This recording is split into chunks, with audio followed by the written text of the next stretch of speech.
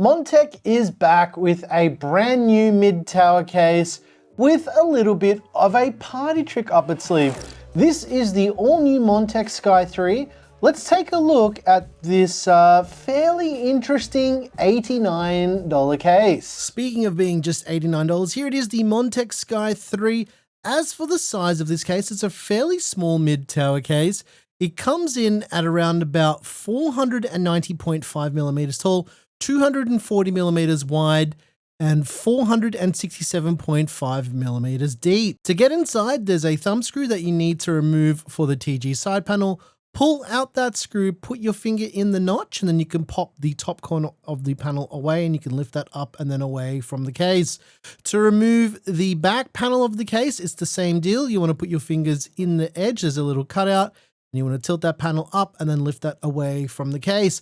Finally, to remove the top panel of the case, you can put your thumbs under the edge of the top panel, then you can lift that and pull that up and then away from the case. There is a fan mounting bracket at the top of the case that you probably will need to remove. To remove it, you need to remove 6 screws. There's 4 on top and 2 on the front edge, and then you can lift the bracket up and then away from the case. Finally, the TG front panel is removable. There's 2 little clasps on the edge on the side towards the TG side panel, and you don't need to remove it, but yeah, it is optionally removable. I would recommend not removing it, to be honest with you. There is a removable dust filter on the bottom of the case, and it slides out towards the tempered glass side of the case. As for the case wiring, there's a front panel audio cable, there's a combined block for the front panel lights and switches, there's a USB Type-C cable and a USB Type-A cable. As for the ports themselves, left to right, we've got a combined headphone and microphone jack, there's a USB Type-C port, 2 USB Type-A ports, there's a button to control the RGB lighting controller, which we'll come back to in a moment, and then there's a power button with a combined power light. For storage, there's 2 removable drive sleds in the bottom of the case. These can be reconfigured to account for moving the power supply, which we'll talk about in a moment, but you can install either 2 2.5-inch drives or 2 3.5-inch drives down below. Let's talk about fan and radiator compatibility. On the side of the Sky 3, you can do either 2 140mm fans, 2 120mm fans, or up to a 240mm radiator. On the bottom of the case, there's 2 pre-installed RX120 Pro reverse pitch fans for intake, and you can also change those for any other 120mm fans as well. On the rear, there's a pre-installed AX120 Pro fan, and you can install either a 120mm fan or a 140mm fan at the back. As I've already shown, the top bracket of the case is removable. On that bracket, you can install either 3 120mm fans, 2 140mm fans, either a 240, 280, or up to a 360mm radiator. Installing the cooler in the case with that top bracket is very easy. You can drop it in after the fact, and it makes it easy for cable management and for routing tubes as well. The Sky 3 has an integrated RGB and PWM fan hub. It's got 6 3-pin 5V addressable RGB ports as well as 6 PWM fan headers. It has pass-through for PWM fan control from your motherboard via a PWM cable. There's a 3-pin 5V addressable RGB cable for motherboard pass-through as well. You don't need to use this to control the RGB. You can use the button on the top of the case, but it does require SATA or SATA power to power the RGB and PWM fan hub. On the TG side panel, you'll notice there are 3 pogo pins and contact points for the integrated RGB strips. There's an RGB strip on the TG side panel and along the front edge of the case. So plenty of lighting options here.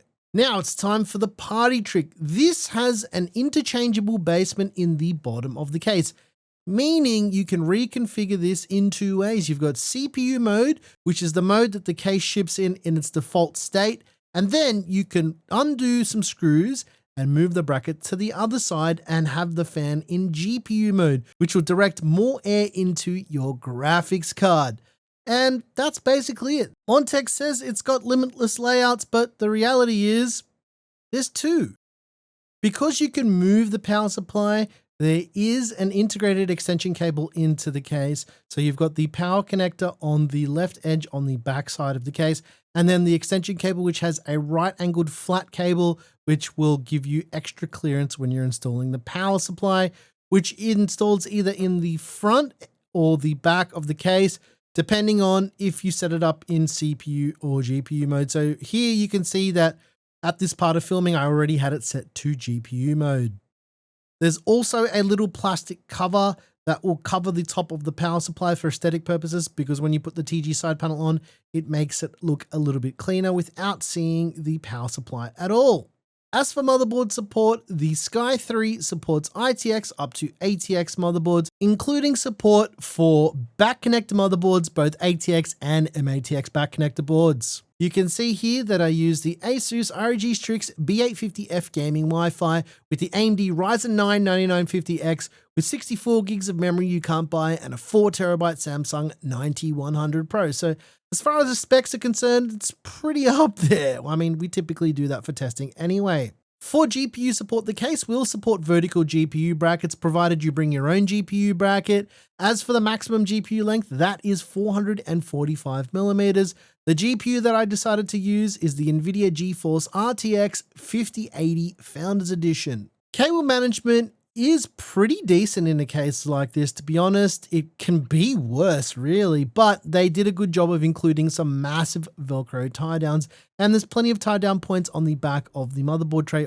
I spent a little bit longer than I usually would cable managing this build because of the absolute rat's nest of RGB cables, but again, you can see that the cable management is pretty good. Alrighty, let's pop all the panels back on and then we'll chat about thermals and the rest of my thoughts on this case.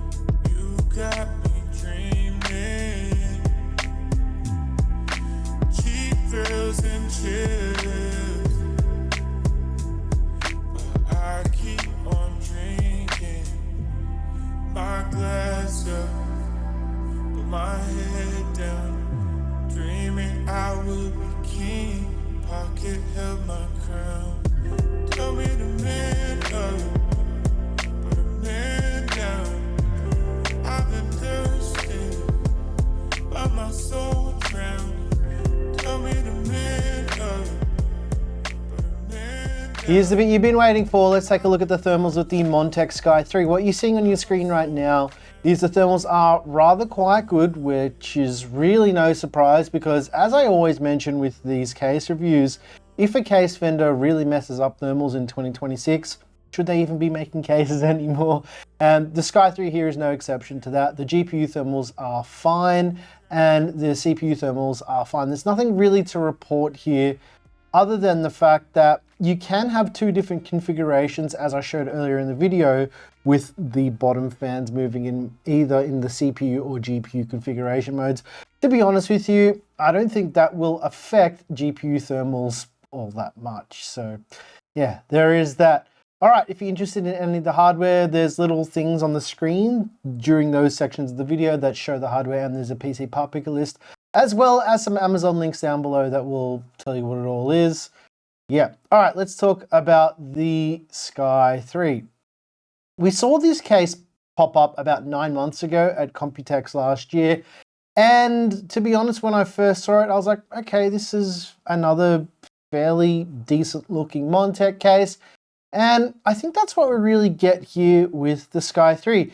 It's not particularly good at anything, but it's also not terrible at anything as well. However, keep in mind that this is supposed to be a budget-focused case with included fans. What I mean by that is the build quality of this case is perfectly adequate. It's not the best that Montech makes. We all know what that one is. That's a good joke. The best case they make is the King 95 Ultra. What you're getting for your $89 here is 3 included fans as well as an RGB controller and integrated case lighting, which is something that Montech's been doing for a while now, so no surprises there. But what I find interesting about this case is it's kind of boring. And by that, I mean, it's not really doing anything that we haven't seen before. I get that moving the fans in the bottom and the power supply in the bottom from GPU mode to CPU mode or whatever they want to call it is a nice idea, but it has like a couple really weird things going on with it. First of all, changing it after you've put your motherboard in the case is impossible. Hang on a second. It's not impossible to do, but it is, what's the word? It is frustrating to do, but it is possible. I thought I'd just add this in just in case people took what I'm saying the wrong way. Other than that, it's just kind of another case in a sea of sameness. There's nothing that this case is doing that is particularly groundbreaking, but it does have a few redeeming qualities. First of all, one thing that I've always liked with Montech cases, and a lot of case vendors just miss this, is making the whole top panel removable, which will allow you to install the cooler after the fact. I like that these little bits of attention to detail exist with the Sky 3. I also like the fact that this case is only $89 with included RGB controller and 3 included fans, which, I mean, given the way the world is now and the amount of money everything costs, that's got to be a win. I know I complained a little bit about moving it from CPU to GPU mode, but then having the option to move the power supply is nice. Like, I get the idea of this case, guys. It's meant to be a compact mid-tower case. That's what all of their cases are trying to do at the moment. This is what everyone's trying to do. Make it as small as possible without making sacrifices. It's $89 US. It'll fit almost every hardware configuration other than EATX in here, as well as back connector support. So realistically, it understands the assignment of being a computer case, and that's really the bottom line here. As far as building in the Sky 3, it's perfectly easy to build in. As I mentioned, I like that you can put the cooler in after the fact because the top panel is removable. Plenty of clearance for everything that I found. I like all the Velcro tie downs. It has included ones as well, but I didn't need to use any of them. Cable management, like I showed, is fairly straightforward. I think I spent a little bit longer than usual, probably about 5 or 6 minutes because of the amount of rat's nest with all the cables for the fans that I use in here. But yeah, other than that, it's fine. It's fine. It's perfectly fine. It's not a terrible case. It's not the best case in the world. It's a case that's just going to do what you need it to do. It understands the assignment. It's a case. You put your hardware in it, and for $89 US, I don't think you're really going to have a problem with this case.